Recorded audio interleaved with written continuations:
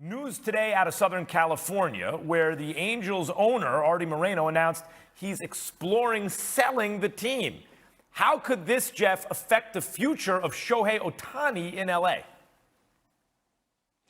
Very acutely, Max, and we have to go back to the trade deadline this year, a few weeks ago, when the Angels were actually listening to offers for Shohei Ohtani. Now, they were listening more as an exercise to understand what the market might be or to do some exploratory work on which teams might be interested. In the end, what everybody in baseball knew is that Artie Moreno is going to say no to any potential Shohei Ohtani deal. Well, if he's selling the team, we could have a number of different scenarios manifesting themselves. Scenario number one, it's like with Juan Soto, where the Washington Nationals are selling and the incoming owner wants to clear the deck, so Juan Soto getting shipped out of town. Ohtani's a little bit different because he's going to be a free agent, so they could hold on to him in hopes of signing him this offseason and then bringing him back. If not that, though, which is going to cost like $500 million, then he could be traded.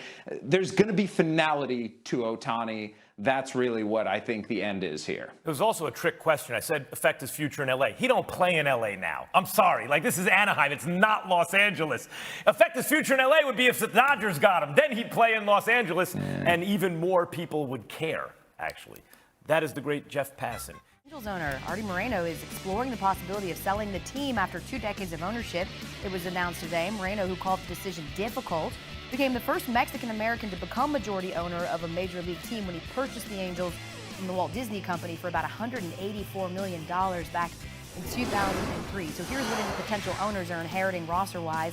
The Angels ranked 10th in team payroll this season, and much of that can be attributed to 2 players, Mike Trout and Anthony Rendon. Trout's making over $37 million this year, and injured Rendon is making $36.6 million. Then, of course, there's Shohei Ohtani. He's making just over $5 million, but let's go. I mean, he's expected to get the largest contract in the history of all free agency of all 4 major sports of all time ever.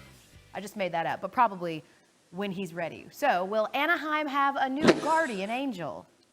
Jeff Passan knows what's up, and that's what happens when you come on this show. Jeff, what does this news mean for the future of the Halos organization? You talk with a lot of people around the sport, Elle, and they say that really the biggest hindrance in the Los Angeles Angels' ascent over the last few years has been Artie Moreno. He is an extraordinarily hands-on owner, and they've had a number of general managers run through there, some of whom really don't feel like they've had the ability to build and shape the team as they've hoped, and that's been a big problem when you have a generational player like Mike Trout, when you have a generational player like Shohei Ohtani, and you have them both at the same time and can't win divisions, let alone rings. It's a problem. The big issue here is, what do they do with Ohtani? Is it going to be similar to the Washington Nationals, who are for sale right now and who moved Juan Soto because of that sale? Or are the new owners going to try and sign Shohei Ohtani to, like you said, what could be the biggest contract in North American professional sports history? It will be fascinating to see the way that this falls out, and it's just beginning right now, Elle. Right, potentially a golden goose right there for you as you start your new ownership run, or potentially you lost one of the most prolific players that we've seen over the last quarter century. We'll see. Anaheim, by the way, hasn't reached the postseason since 2014. Jeff Passan with the latest around MLB. Thanks, Jeff.